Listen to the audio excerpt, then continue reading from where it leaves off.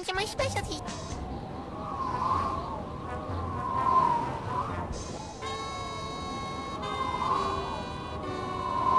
Blood bounty hunter.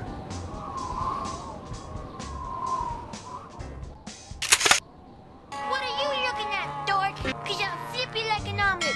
You guys haven't lived till you've tried one of my omelets. Oh, goody revenge!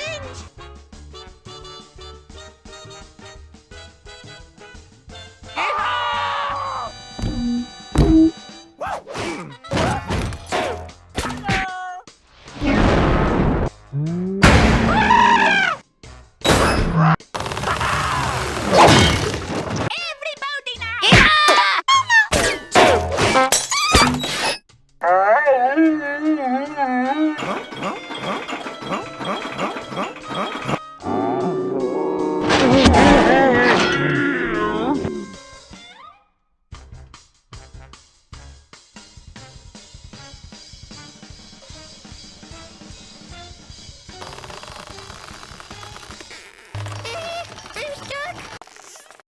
Hey! Rolf is not amused, you... How do you say... That? Dork?